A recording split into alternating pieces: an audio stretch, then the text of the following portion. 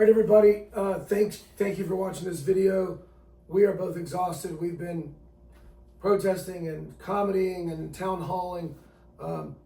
Christopher reached out to me weeks ago through my comedy agent, actually, and we ended up talking on the phone. He told me a little bit of his story. He's been volunteering in Ukraine, and he said, I want to get my story out there because I think the American people need to hear it. And I said, let me figure something out. So I used your donations and flew him here from Oregon. He's only home stateside because he's recovering from pneumonia before going back. I flew him here so that he could speak and be heard. We did that tonight, but I wanted to make a quick video, just the two of us, to speak directly to you tonight until we're able to get this full footage edited and online. And I just want to introduce you to my new friend, Christopher. That's the only name we're using for now for security reasons. But thank you for being here. And I just want you to share a short, concise statement about what the American people need to know. Thank you. I went to Ukraine when they got invaded. Originally thought it was going to be for about 2 weeks, 2 months max.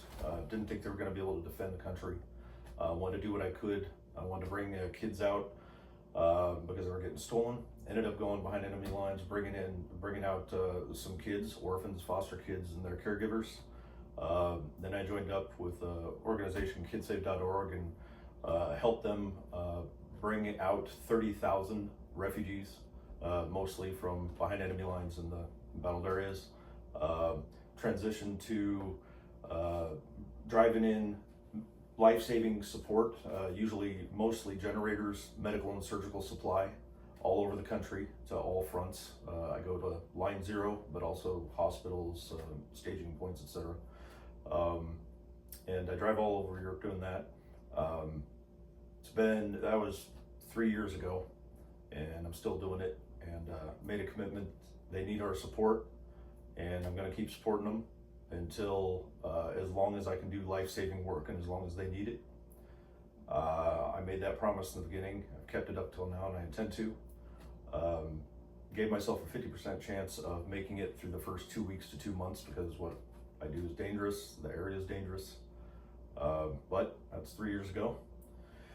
And the American people need to understand that this conflict is unlike any other conflict on the planet. It's like a mixture of World War I and II, but also mixed with present day high-end technology. We've never had a war like this. And it's hard to describe it in short order. People need to really understand this is a different war than has ever been fought, and it is more important than any other conflict on the planet. It's more important than politics.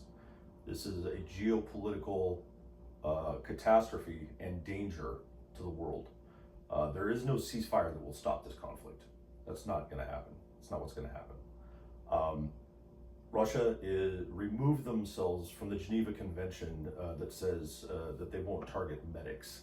They purposefully target civilians, medics, anything that they target anything that will cause fear, first and foremost, to the entire populace and to the world.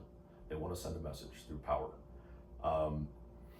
They do this primarily through raping POWs and people in newly occupied areas, particularly men and women, especially men.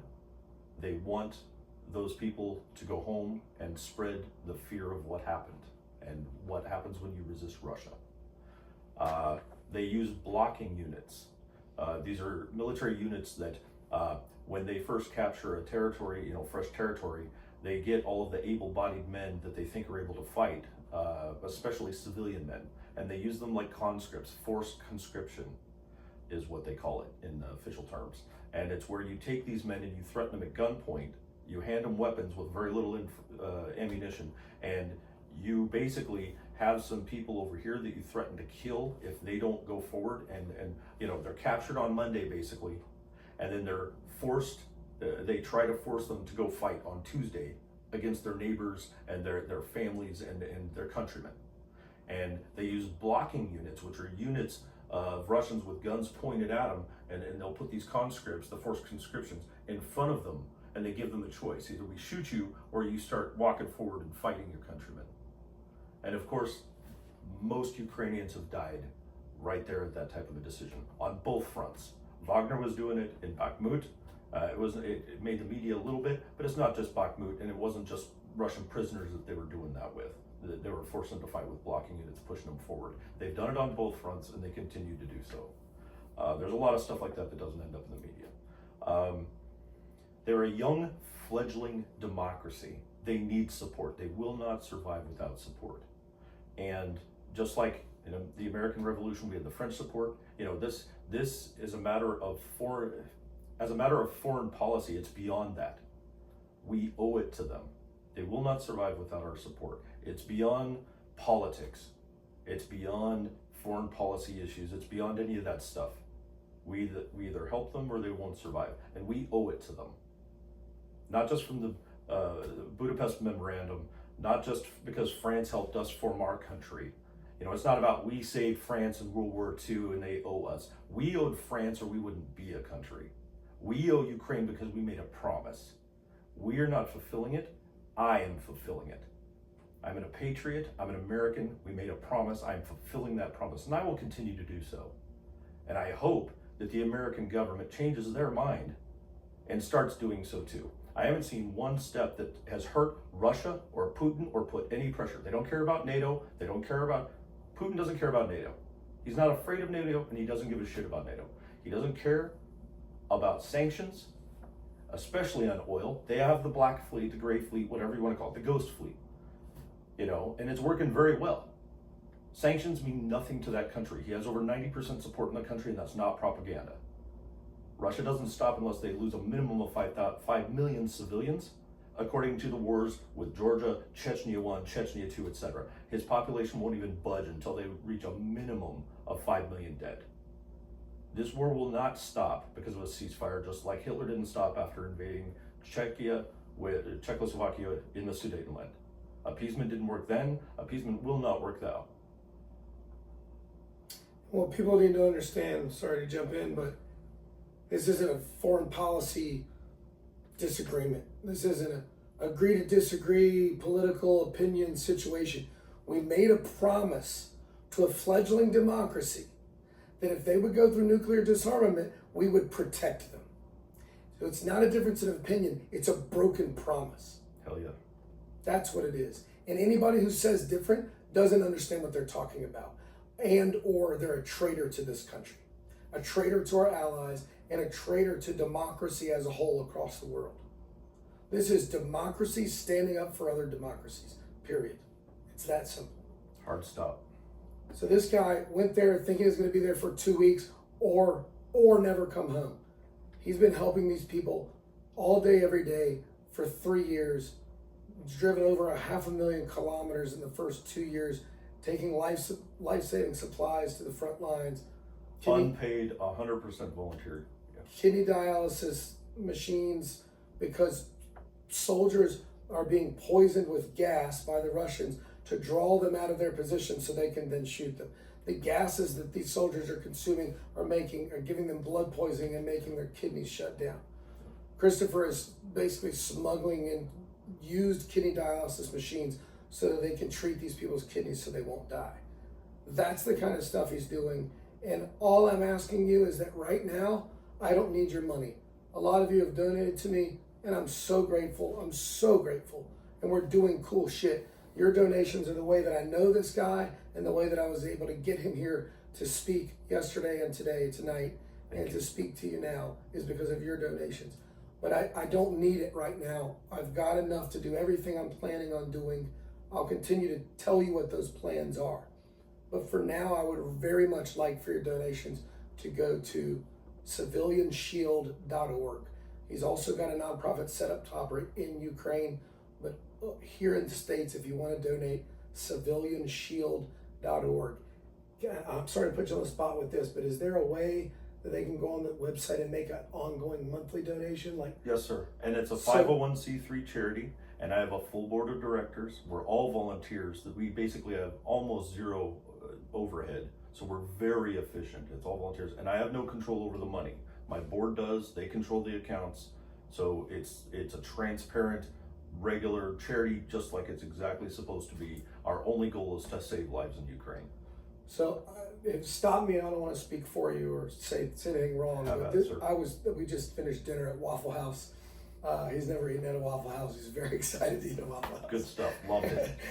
But while we're talking about money, I was thinking it might be smarter, and stop me if I'm wrong, it might be smarter for all these people watching that do want to donate to make an ongoing monthly donation. Yes, please, because then I can budget to it. I have Yeah. never been able to make a budget to donations. I'd rather get 50% of the money that you would normally donate if I could get it monthly or whatever you want, because monthly we can budget and I can guarantee things to the people that we serve. I can guarantee supply, I can guarantee diesel, I can budget to it, plan to it, and that would mean everything. Christopher is crossing borders that Ukrainian people can't cross. They don't have the legal ability to cross these borders because of what's going on with the conflict. Because he's an American and he's been able to network with people that are helping him do things, he's able to cross borders into other countries, get supplies, get dialysis machines, get life-saving supplies, food, humanitarian aid, etc. So what I'm thinking with the donations is so that he can budget and know how much is coming in monthly, but also so a big sum of money doesn't hit all at once and risk that being seized or frozen or any of that. I don't know how real of a risk that is, but just in my mind, if it's coming in monthly, that's less of a risk, and it helps him know what he can achieve thinking ahead each month. Yeah. So I just wanted to get that out there now for all of you, for Christopher's sake. Thank you. He's going to be back there soon, and it will give him a budget to get more things done. In the meantime, we will be putting out his full speech from tonight, and we'll be putting out the whole town hall from tonight, where you can hear from other veterans who had some really profound things to say. It was I was basically trying not to cry the whole night. It was powerful. It was a heavy night. Yeah. We all left there with heavy hearts, to be honest, but it was important, and we all felt connected and energized, and that's what I'm trying to do. I want people to know what's going on in Ukraine. I want people to hear veterans speak about witnessing their democracy being taken down, witnessing the thing they fought for being taken down by somebody who's never fought for anything virtuous. And that's what we're doing. We're just spreading awareness, helping you understand. And I want to encourage all of you, and we'll get off because this video is already really long, but I want to encourage all of you, wherever you live, whether you're a veteran or not. I'm not a veteran. Christopher's not a veteran. Civilian, no stolen glory here. But I want to encourage you, start veteran town halls where you live. Talk to the veterans that you do know in your family, your friends, your neighbors. Get them to talk to other veterans. These town halls are being really successful around the country, so let's create them where they're veteran specific. That doesn't mean nobody else can speak, but we want to hear from veterans, and then get that on film with a decent camera, even if it's an iPhone. Get it on film and get these people's stories out. We need 10,000 veterans all over Instagram, Facebook, YouTube, Reddit, Blue Sky, Substack, because the American people need to hear from these veterans and from people like Christopher, the real impactful stories that explain to average everyday people why what is happening in our country is so profoundly dangerous. It needs to spread, and you can spread it. I'm not any different than you. I'm not smarter than you, or bigger than you, or stronger than you, or more connected than you. I'm an unfamous comedian with a modest social media following. You can do anything that I can do. And if you network with 20 like-minded people, you combine your followings, you combine your reach, you can reach just as many people as I'm reaching, but you just have to do it. Lao Tzu said, a journey of 1,000,000 miles begins with one step. And that's what you have to do. You have to just take the one step. And we have so many dividers right now at the top levels. And what beats the dividers, especially at the top level, is unifiers. We need unifiers, and that will win. All right, that's right. I'll say this and we'll go. You can't count on the midterms. I wish that you could. I really wish that you could. Maybe they'll happen, maybe they won't. Maybe they'll be real and fair, maybe they won't. You can't count on them, please don't. What you can count on is your family and your friends and your loved ones and your neighbors and your community. So you need to build a tribe and you need to get it real tough. And then you need to link it with other tribes and keep linking until you have a big, bad, tough, badass community of people. And we need thousands of those tough communities of people all networked together. Because there are only two ways to fight fascism, and one of them is peaceful. And that needs to be our focus for now. That's what we want. We need to flood the streets with peaceful protest, Gandhi style, until it is so unequivocally obvious that what is happening cannot continue to happen. MLK, it worked. It's worked once. Yeah. That is our only hope to fight to defeat this peacefully, and that's what everybody wants. You can't do that from your couch. You got to have a yell in your voice and a sign in your yard and a post on your page. You have to show up. You have to speak up. You have to stand up. If this guy can give 3 years of his life working 23 hours a day in Ukraine and risking his life, you can show up to a protest. All right? Thank you for watching. We love you. Thank you. Please donate to civilianshield.org and don't send me any more money. I'm good for now. I'll let you know when I'm not.